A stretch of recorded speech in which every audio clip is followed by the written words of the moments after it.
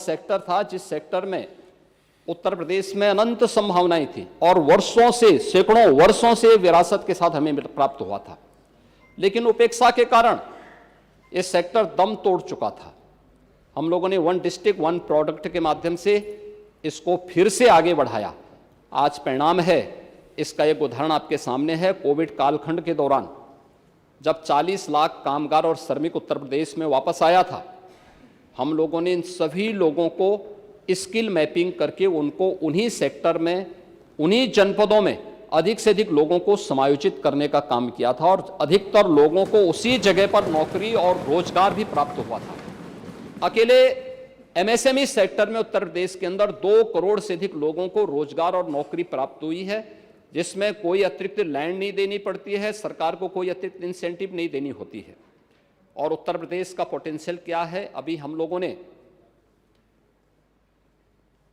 24 जनवरी 2025 को उत्तर प्रदेश स्थापना दिवस के कार्यक्रम के साथ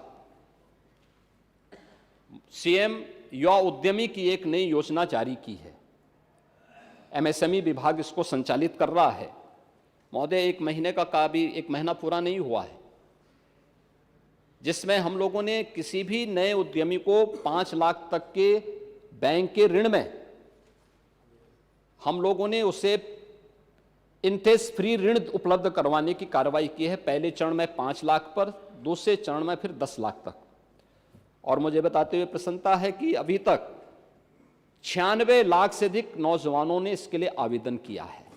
ये चीजें दिखाती हैं कि उत्तर प्रदेश एक नई दिशा में आगे बढ़ा है। जहां तक मध्यम वर्गीय आय वर्ग के लोगों की आप बात करना चाहती हैं, इस सेक्टर की जो सबसे बड़ी ग्रोथ देखनी हो तो हम प्रदेश के अंदर सीडी रेशियो से देख सकते हैं। ये वही प्रदेश है जहां पे सीडी रेशियो 44% था, आज ये 60% क्रॉस कर चुका है। ये चीजें दिखाती हैं कि उत्तर प्रदेश का पैसा तो उत्तर प्रदेश के अंदर ही लग रहा है और उत्तर प्रदेश के विकास में और उत्तर प्रदेश के अंदर यह रिजर्व बैंक की ही रिपोर्ट है कि पिछले 5 वर्षीय योजना के अंदर उत्तर प्रदेश देश का पहला राज्य है जिसने बैंकों से सर्वाधिक लेन देन किया है। जनधन अकाउंट उसके उदाहरण हैं कि जिन लोगों के पास पहले बैंक में अकाउंट नहीं हुआ करता था, आज उनके अकाउंट में लाखों करोड़ रुपया उन बैंकों में जमा है। इस बात का उदाहरण है कि व्यक्ति की क्रय करने की सामर्थ्य भी और जमा करने की सामर्थ्य भी बढ़ी है। यह प्रधानमंत्री मोदी जी के विजन के कारण संभव हो पाया है। एग्रीकल्चर के सेक्टर में ही आप जानना चाहेंगे, ये वही प्रदेश है 17 के पहले यहां किसान आत्महत्या करता था। आज उत्तर प्रदेश का किसान आत्महत्या नहीं कर रहा है। आज उसकी उपज का लागत का 1.5 गुना दाम एमएसपी के माध्यम से प्राप्त हो रहा है।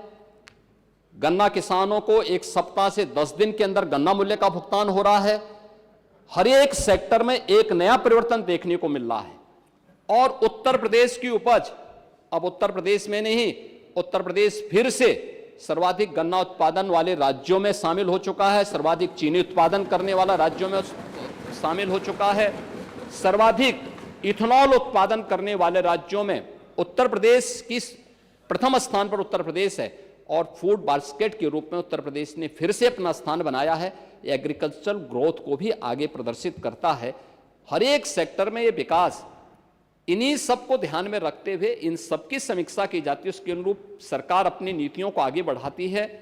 उन्हें जहां आवश्यकता पड़ती है उसके अनुरूप उन्हें टेक्नोलॉजी उपलब्ध करवाने में सरकार मदद करती है, फ्री बीज उपलब्ध करवाने में मदद देती है।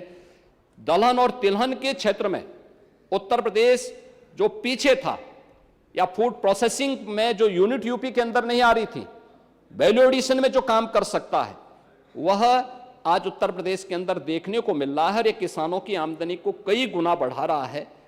तो ये केवल एग्रीकल्चर का ही नहीं, केवल इंडस्ट्री का ही नहीं, बल्कि हर एक सेक्टर में 10 के 10 सेक्टर की समीक्षा नियमित रूप से होती है।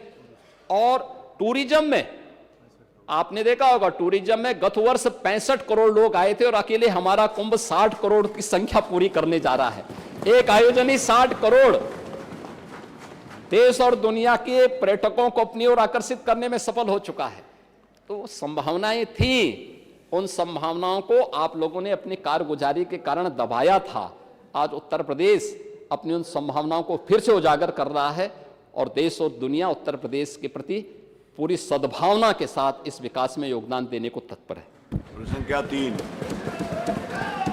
3 हो गया प्रश्न। माननीय नेता प्रतिपक्ष अगला प्रश्न ले लेते हैं। एक प्रश्न अनुपूरक हम पे आपने एमएसपी को बताया कि ये हमारे लागत मूल्य से ज्यादा दुगना है। क्या सरकार ने धान और गेहूं का प्रति कुंटल लागत मूल्य निकाला है और वो क्या है? पाणे जी, आपका प्रश्न मूल प्रश्न से हटकर के है, लेकिन मैं आपको बताना चाहता हूं, आप पता नहीं किसान हैं कि नहीं है, मैं नहीं जानता, क्योंकि आप लोग पेशे से समाजवादी हैं। और जो मैंने कहा कि प्रवृत्ति आप लोगों की वही है कि जिस थाली में खाएंगे उसी में छेद भी करके फिर जाएंगे। लेकिन मैं उसी पे आ रहा हूं, मैं आपके ही प्रश्न पे आ रहा हूं। देखिए, एक किसान अगर धान की खेती करता है, उसकी कुल लागत 1 एकड़ में 1 कुंटल धान पैदा करने में 1100 रुपये आता है। सरकार उसको 2300 रुपये दे रही है। एमएसपी सरकार का 2300 रुपया है। ऐसे ही गेहूं का है, एक किसान की जो लागत आती है वह 1100 से 1200 आ रही है, सरकार उसको 2300 से 2400 रुपये दे रही है। क्या आपको एक बड़ी और प्रोक्यूरमेंट सेंटर, जो क्रय केंद्र सरकार इसके लिए उपलब्ध करवा रही है। 1 कुंटल गन्ना के भी दाम मैं बताऊंगा तो आपको बहुत अच्छा आश्चर्य होता है। जब अभी बजट पे चर्चा होने दीजिए ना, उसमें उठाइए, उसमें पूरा जवाब भी देंगे। लेकिन ये एक किसान की लागत आती है और मुझे ये कहते हुए कि पहली बार उन किसानों को सम्मान मिला है। राजनीति अपनी जगह है, लेकिन प्रोक्यूरमेंट सेंटर के माध्यम से सीधे डीबीटी के माध्यम से किसान के खाते में पैसा जा रहा है, सीधे उसको पैसा दिया जा रहा है। और दलहन तिलहन के लिए भी अतिरिक्त आमदनी उस किसान की इसके माध्यम से हो सकती है। अन्य तमाम उसमें भी सरकार ने उसको दलहन तिलहन के लिए हमने फ्री में बीज भी उन्हें उपलब्ध करवाने का काम किया है। तो क्या आपको लगता नहीं कि ये 1.5 गुना से ज्यादा दाम मिल रहा है और सरकार इसको आगे भी बढ़ाने का काम करेगी? प्रश्न संख्या 3 चैनल प्रधान है नहीं। प्रश्न संख्या 4 श्री पंकज मलिक। धन्यवाद। बहुत महत्वपूर्ण प्रश्न है, गरीब से जुड़ा हुआ है। कई बार आपके माध्यम से मैंने उठाया तो मंत्री जी ने आपके निर्देशों के बाद भी जो मजदूरों की पीड़ा मैंने उठाई थी उसका जवाब नहीं आया। इसीलिए मैंने जो सरकार की कानून जो बने हुए हैं उसी के हिसाब से पूछा। मैंने इनसे पूछा, सेवायोजन मंत्री बताने की कृपा करेंगे प्रदेश के चीनी मिलों में मजदूरों के हित की कोई श्रम नीति है? इन्होंने कहा जी हाँ। मैंने पूछा, मजदूरों के लिए वेतनमान वेज बोर्ड के अनुसार निर्धारित है? इन्होंने कहा जी हाँ।